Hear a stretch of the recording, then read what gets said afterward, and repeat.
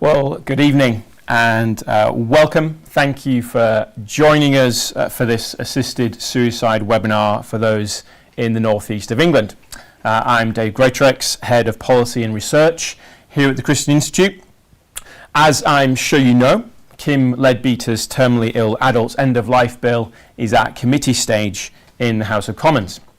The bill has received a fair amount of media coverage in recent weeks, and much of it has been negative, and we can give thanks to God for that. During the committee sessions, many perfectly reasonable amendments have been rejected by the inbuilt committee majority in support of the bill. But all MPs are still going to have their chance to reject the bill as a whole in the coming months. Although things can change, our understanding is that that's very likely to be on Friday, the 25th of April. It's vital that we as Christian constituents keep engaging with MPs. The arguments against the bill are stronger than ever, not least because the committee scrutiny has not been what many MPs might have expected. But it's not clear how closely many MPs are following developments in committee. So they may be unaware of just how poorly this bill is being handled and how lacking in proper scrutiny that the whole process has been. And our senior researcher, Rhys Kono, will say some more about that shortly. We want to equip you to write to, or even better, to go to see your MP in the coming weeks. Whichever way your MP voted at second reading, it's worth contacting them. There will, of course, be those who are so ideologically committed to this bill that they will support it come what may, but there are many who, even if they're supportive in principle, can be given enough concern or doubt about this particular bill to turn against it. I'll say more about some specific North East MPs later, although I'm sure you'll appreciate we can't be exhaustive in that. But first, I'm delighted to say that we're going to hear from two guest speakers who will make the case against the bill from their areas of expertise. And I hope that will give you arguments that you can use with MPs yourselves. First, we'll hear from Professor Alan Thomas, a Professor of Old Age Psychiatry, and then from Dr. Gillian Wright, Director of Our Duty of Care, an organisation of healthcare professionals opposed to assisted suicide. So without further ado, over to you, Alan, and then Gillian. Thank you.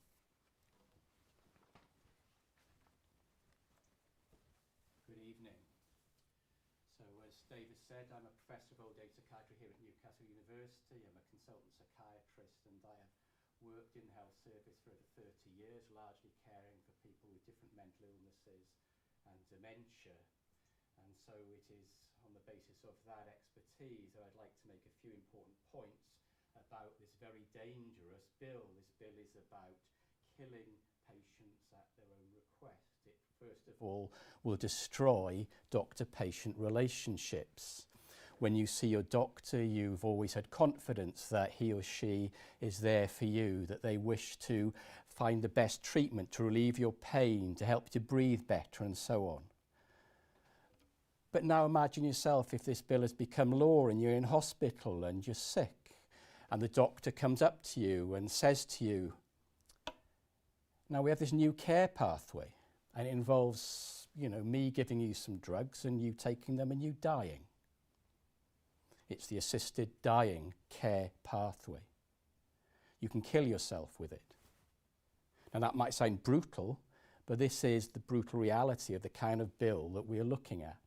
But for the first time, there'll be state-sanctioned killing of our patients, and this will destroy doctor-patient relationships. You only need to think of that kind of scenario. The trust you've hitherto had that your doctor was there for you will be shattered when you wonder all the time what their real motivation is. Are they really trying to get you well, or are there other pressures coming upon them to act differently and not in your best interests? Second major concern is then that the medical assessments put forward in this bill are completely unworkable.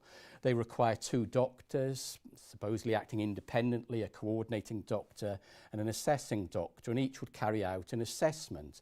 Now, if the person is deemed to meet whatever it finally is, 6 months to live, 12 months to live, or whatever it is, they will be assessed as to whether they are able to make a free decision to take that choice of assisted suicide. But such an assessment, a mental capacity assessment, requires specialist knowledge. This was illustrated actually at the committee stage when the chief medical officer himself showed that he didn't understand how to do a mental capacity assessment. It's not something that any old doctor can do. We need specialists who are experienced in carrying out these assessments to conduct such assessments properly, thoroughly, and they need sufficient time to do them. You need psychiatrists like myself.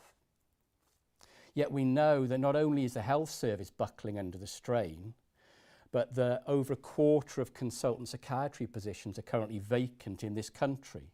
So with over a quarter of the workforce absent, as it were, where are we going to find the psychiatrists, the specialists, to do these assessments? They simply do not exist. So medical assessments are not workable. They will never be able to be done safely. What we'll end up with would be rushed assessments by people not with the relevant experience to do this vital work. Thirdly, there's a huge danger in this bill, if it becomes law, to the vulnerable in our society, of them being coerced into a decision to opt for this assisted dying, so-called care pathway. Again, this might sound dramatic, but those of us who work with older people, with mentally ill people, with vulnerable people all the time are conscious of the risk of them being coerced, that is, pressured into taking decisions that really are not their own free decisions, not really what they would like. So when I assess a person to make a diagnosis and to try to work out the right care for them, I don't do that in isolation. I do it as part of a multidisciplinary team. I have nursing colleagues with similar expertise, social workers with relevant expertise, other people, and we together assess the person from our different perspectives over a period of time. And it takes such a sophisticated assessment to be able to detect the coercion of vulnerable people, which is not uncommon, which is often subtle and requires this kind of thorough assessment to be able to detect. And there simply isn't a way in which the two doctors doing this are going to be able to detect and protect vulnerable adults from the risks that this bill poses. If you consider, for example, older people in care homes, running up, as a family might perceive it, huge bills, using up the resources that perhaps relatives would perceive they themselves feel they should have someday. It's not difficult to see how pressure, subtle and perhaps not so subtle, will be brought to bear on the person, the vulnerable adult, to opt for assisted dying for the benefit, as it were, of their family. This bill then is a huge risk to vulnerable older adults. And finally, just to say that the major safeguard we've been told about is not workable at all either. So originally, as many of you will know, then the great safeguard that was placarded was to be a High Court judge. This High Court judge was going to check that everything was done properly. Now that's been chucked out because it was always going to be unworkable, and at the moment it looks like it'll be replaced perhaps by a 3-member panel, including, yes, psychiatrists. And as I've said, there are nowhere near enough of us to do the work. It'll be replaced by social workers on the panel. The British Association of Social Workers says there's simply not enough social workers too with the relevant expertise to staff the panel. So again, this safeguard is completely unworkable. The bill cannot put into practice, or in practice if it becomes law, it will not be able to implement the kind of safeguards something as major as this needs. So there's 4 key points that I'd encourage you to think about, talk to your MP about, write to your MP about. Destroying doctor-patient relationships. The medical assessments are not workable. There's simply far too few experts to carry out these assessments.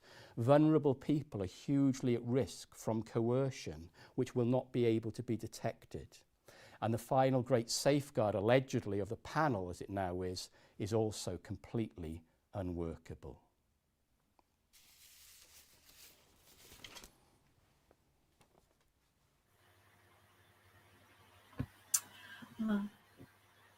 Good evening. Thank you so much for inviting me to take part in this webinar. It's a real pleasure. As Dave mentioned, my name is Gillian Wright, and by background, I was a palliative care doctor. I worked in hospitals and in hospices and in the community. And then I changed to work in a research post in the study of medical ethics. And then I changed again to work on this campaign, which is to try and bring together particularly healthcare professionals, so doctors, nurses, physios, pharmacists, but many others who are concerned about assisted suicide, to bring them together and to help them, give them a voice to express their concerns, like Alan just has, about how this, as an entity, assisted suicide is a seismic shift for medicine, and to impress that upon our MPs. So just by way of comment, palliative care is very different from what is proposed in terms of assisted dying. Assisted dying or assisted suicide is very much the prescription and administration of lethal drugs, when the person takes a lethal prescription to end their own life themselves. So what is being proposed in this bill is that the doctor would prescribe a lethal medication for the patient to take themselves. And that's very different from palliative care. So palliative care is all about helping people live as best they can for the time that they have left. And that has multiple domains. So it may be physical. So doctors and nurses do try to help with pain and breathlessness, but it's also psychological. So it's important in terms of providing psychological support.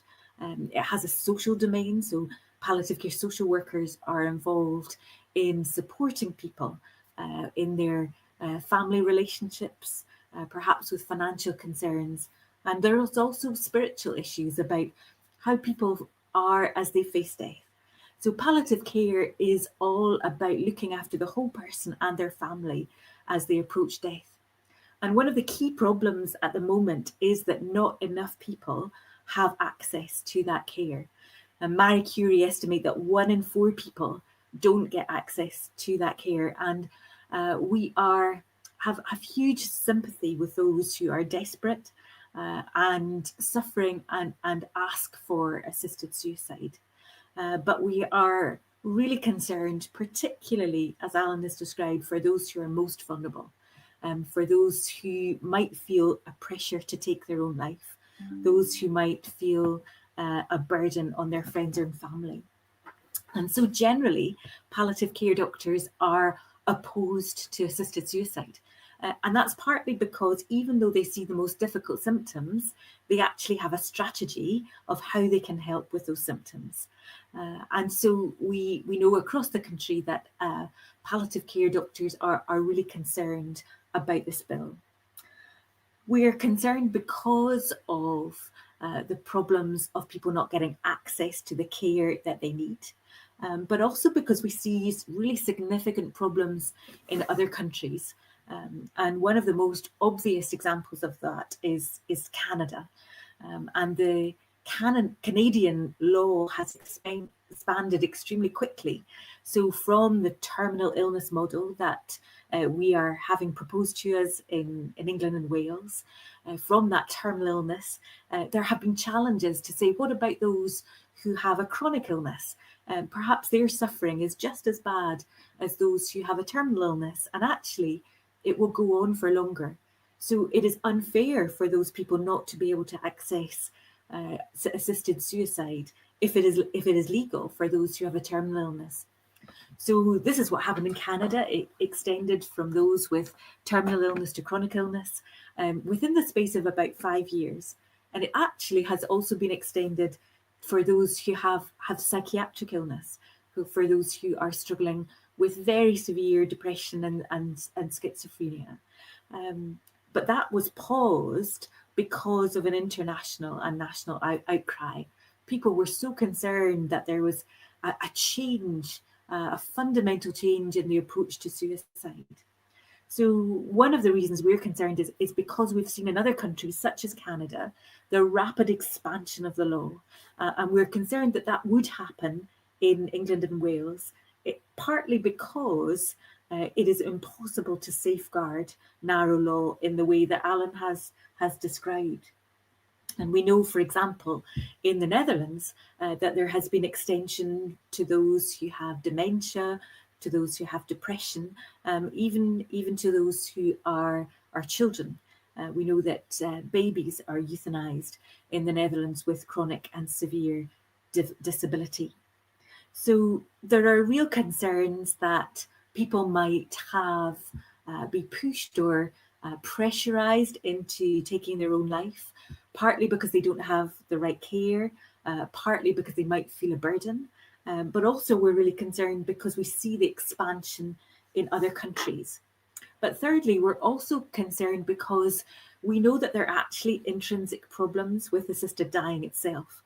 So sometimes it's portrayed as a very peaceful and dignified death, but actually there are problems as with any medication. And so the complication rate is about 7%. And these are problems such as the patient perhaps being sick or having seizures.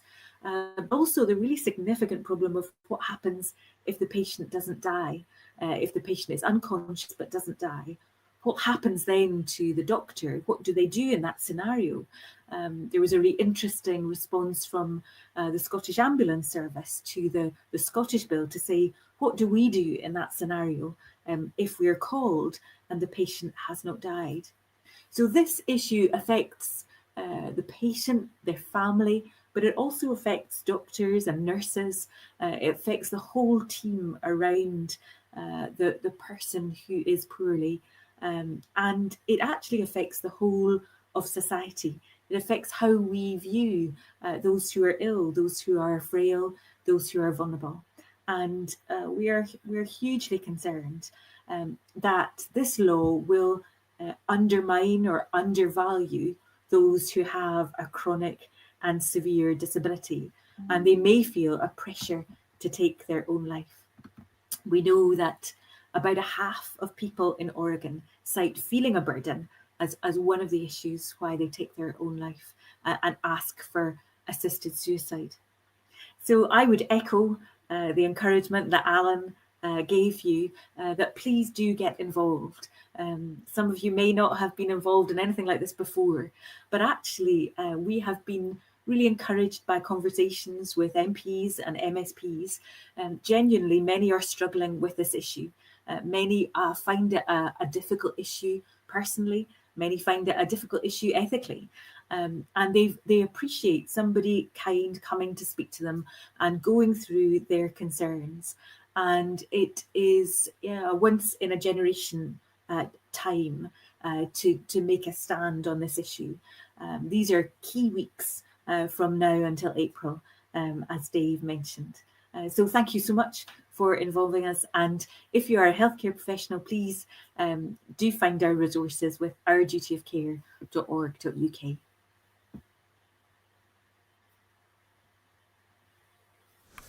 Thanks, Gillian and Alan. My name is Rhys Curnow. I'm the Christian Institute's Senior Researcher. I'm sure you all know that the Christian Institute opposes assisted suicide in principle. We're very clear about that, and we're certainly not going to change that. We would love for all our politicians to understand the value of human life made in God's image, and for them to oppose assisted suicide based on that principled belief.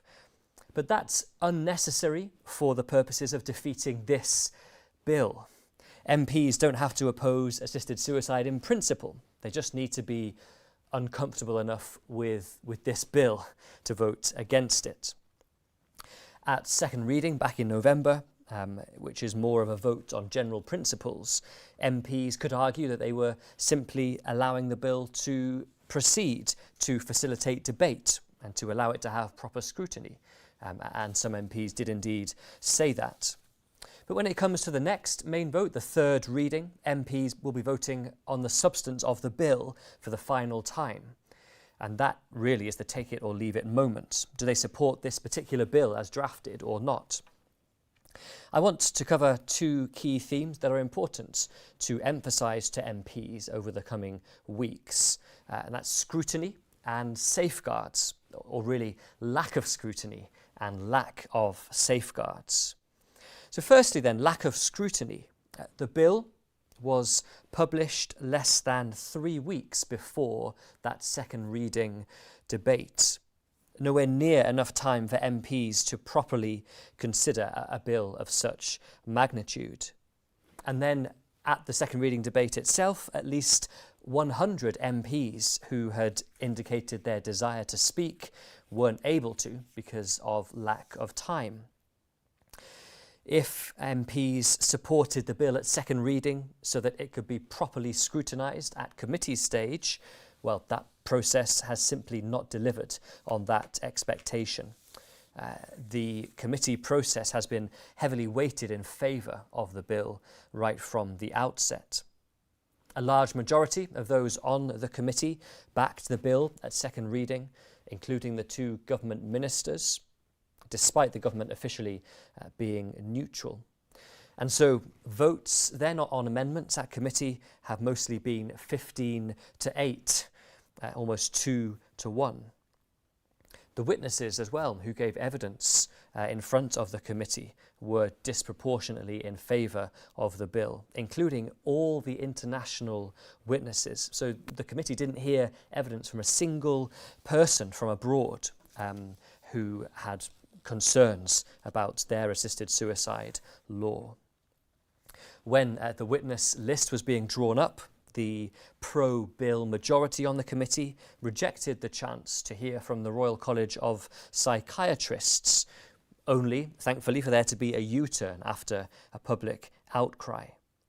And a group representing disabled people was only added to the list of witnesses at a late stage, again after protest about lack of representation.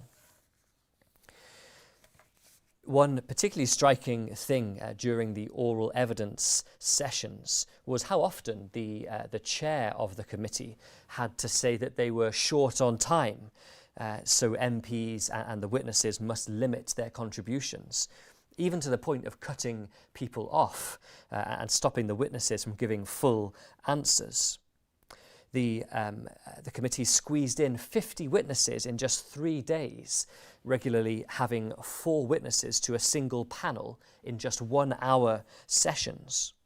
And when you factor in the time for MPs to actually ask their questions, there was really not much time at all to actually hear from each witness.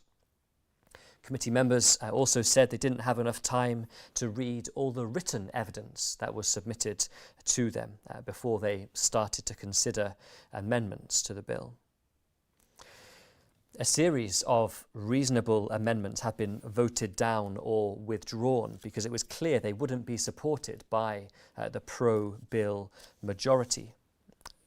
These amendments included attempts to protect vulnerable people from being unduly influenced into choosing assisted suicide or choosing assisted suicide because they feel like a burden on others.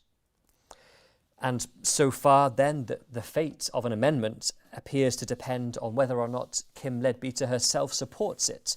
And if she doesn't, then her allies on the committee simply vote it down.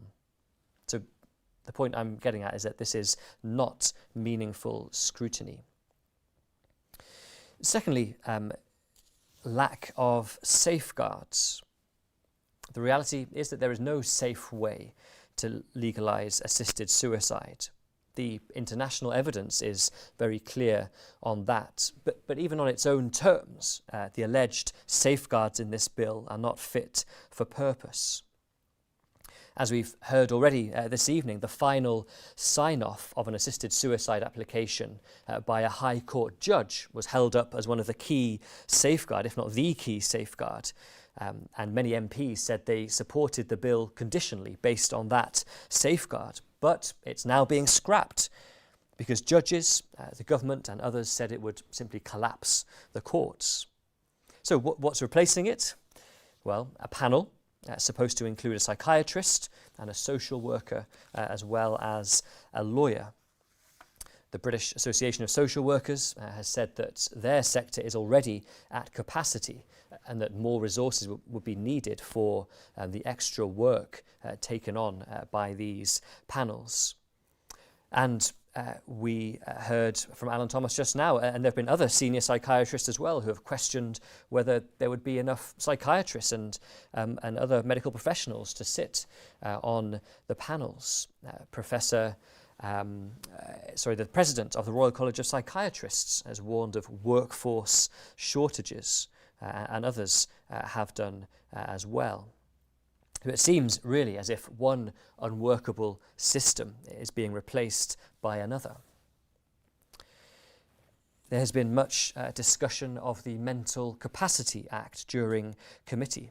Some MPs put huge emphasis on it, and it is really a key plank of the bill. But it's clear that act can't bear the weight that's put on it. The Royal College of Psychiatrists has said it's simply not sufficient.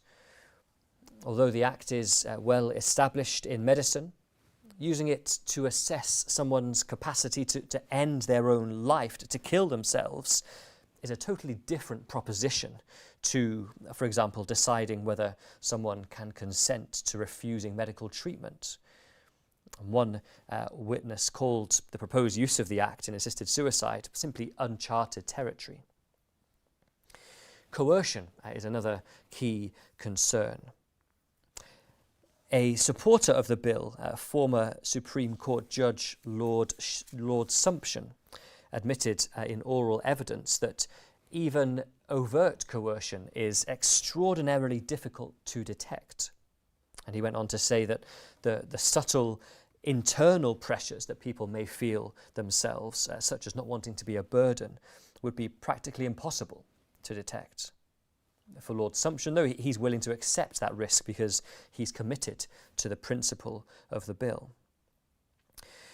In places where assisted suicide is allowed, and the information on this is collected, we know that large percentages of people mention not wanting to be a burden as a reason for choosing to end their lives. As Gillian mentioned a few minutes ago, in Oregon, over half of people of the last 10 years cited being a burden as a reason why they chose assisted suicide.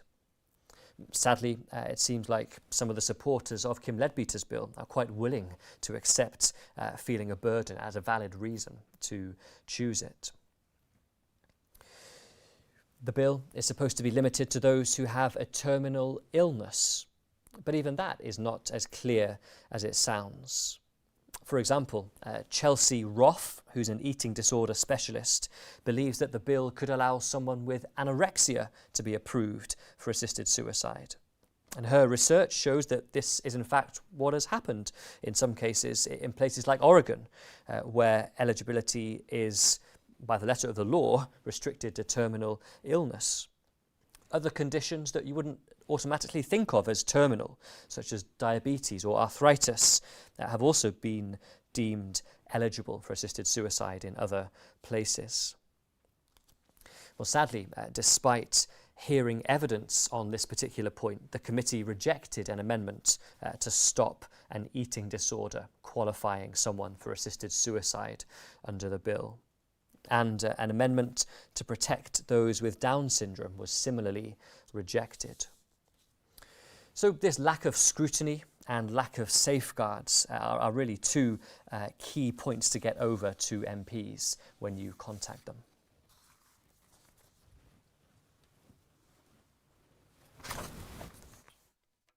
Well, thanks very much, Rhys, and also thanks to Alan and to Gillian. Well, I'm now going to specifically mention 15 constituencies in the North East. I'm going to say why we believe that those MPs should be contacted, and also suggest some ideas for lines to take with them. Now, I realise that 15 only covers a little over half the constituencies in the North East region, so I apologise for not being comprehensive. I'm sorry if your particular constituency is missed out, But I'm sure you appreciate that we're trying to be targeted in our approach. And even if your MP is not mentioned, much of what I say will still apply to contacting your own MP. The key points remain the same, and those points largely that we've heard this evening already. If you don't know who your MP is, then you can go to the.ci/MP votes, the.ci/MP votes, and put in your postcode there. So let's start with Luke Akehurst, who is Labour MP for North Durham. In advance of second reading, he said that he was listening carefully and wanted to be sure the correct safeguards were included in the bill, but he was minded to vote for it. And he did, in fact, vote for it at second reading. But he talked about safeguards. It's an opportunity then to point out that the so-called safeguards in this bill are not worthy of the name. You can say that the much heralded judicial oversight safeguard has been abandoned as unworkable, and that its proposed replacement with the panel has come under severe criticism from senior legal figures and the professionals, social workers and psychiatrists, supposed to be on the panel. Moving on to Alan Campbell, Labour MP for Tynemouth, is actually the government chief whip. Again, he voted for the bill at second reading, but it's worth noting that he voted against assisted suicide in 2015, the last time the MPs considered this issue substantively. He has said that if the law does change, it's vital that it also includes strong and proper safeguards.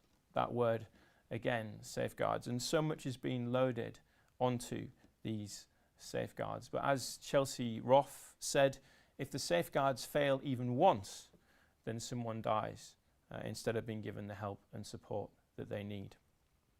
Mr. Campbell also said that he was voting for the bill to allow it to proceed to committee to receive detailed scrutiny. But as we've heard from Rhys, that scrutiny just isn't happening. So constituents must try to persuade Mr. Campbell to go back to his 2015 vote and reject this bill. Next, Mark Ferguson, who is Labour MP for Gateshead Central and Wickham, another who backed the bill at second reading. In fact, he not only voted for the bill, but said in correspondence that he believed the law in this area needs to be reformed.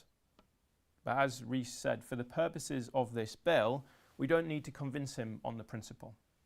We just need to help him come to the position that this bill is the wrong reform at the wrong time. Because his letter also talked about how any legislation on this issue must be thorough in its protection of vulnerable people. Well, this bill singularly falls short in that respect. As we've been hearing this evening, think of the vulnerable elderly, the frail, those with eating disorders, and so on. Turning to Emma Foodie, Labour MP for Cramlington and Killingworth, again voted for the bill, but again in correspondence spoke about how vital it would be to have strong and proper safeguards. Second reading, she said she believed letting the bill go to committee should allow for further discussion and public debate on this issue, including whether the safeguards that are in place are adequate. And what this committee process is showing is that the safeguards are completely inadequate, with a whole host of amendments to actually try to create safeguards being rejected by the bill's supporters on the committee. Another who backed the bill at second reading is Sharon Hodgson, Labour MP for Washington and Gateshead South.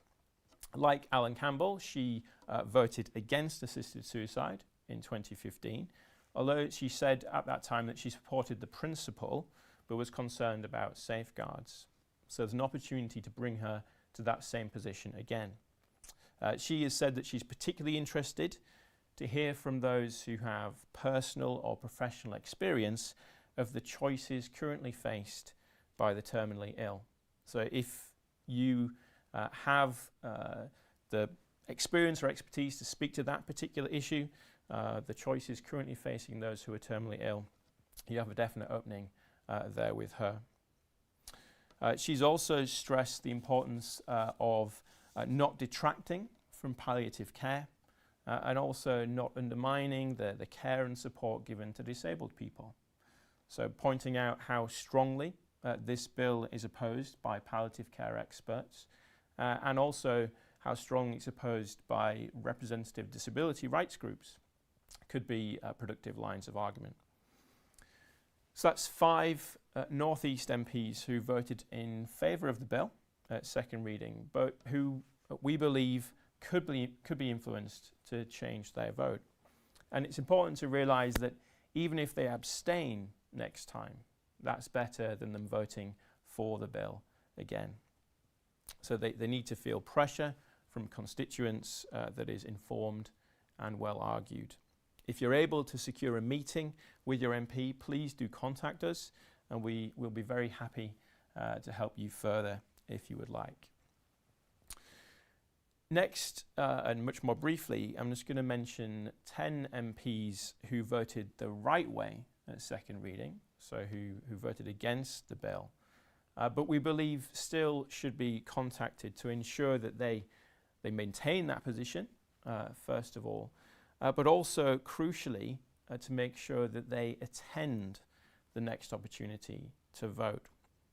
Clearly, there is no good as winning over some of those 330 yes votes if we're not able to get all of the 275 no voters to vote the same way again.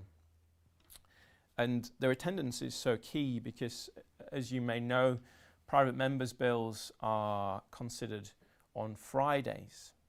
Normally MPs expect to be back in their constituencies on Fridays. So their constituents need to be very clear with these MPs that this is an issue of fundamental importance to them and that they expect their MP to be in Parliament to vote against it. So these 10 MPs, the first 9 all being Labour MPs, are Mary Foy, MP for City of Durham, Ian Lavery of Blyth and Ashington, Emma Lewell-Buck, South Shields, Andy MacDonald, Middlesbrough and Thornaby East, Chris MacDonald, Stockton North, Lola McAvoy, Darlington, Graham Morris, Easington, Alan Strickland, Newton Aycliffe and Spennymoor, Liz Twist, Bladen and Consett, and finally Matt Vickers, Conservative MP for Stockton West. So if you're in any of those seats, please do contact your MP, thanking them again for voting against the bill at second reading and urging them to do the same at third reading. Again, we're currently expecting that to be on Friday, the 25th of April. That is subject to change. It's not officially confirmed. That appears to us to be the most likely date at this stage. But of course, we will keep our supporters informed if that changes. Well, that is the end of our webinar this evening. Thank you once again so much for joining us. I do hope it's been helpful to you. Please do contact your MPs, whether or not they're in those 15 constituencies that we've mentioned. And don't hesitate to get in contact with us if we can help you any further. And please do continue to pray against this bill. Pray for those 8 on the committee who are doing such good work. I will particularly mention Danny Kruger, who's a member of the committee who's doing an outstanding job of taking a stand against this bill and trying to hold people to account for what they're trying to do. So please do uphold him and the other 7 in your prayers as well. Thank you again for joining us.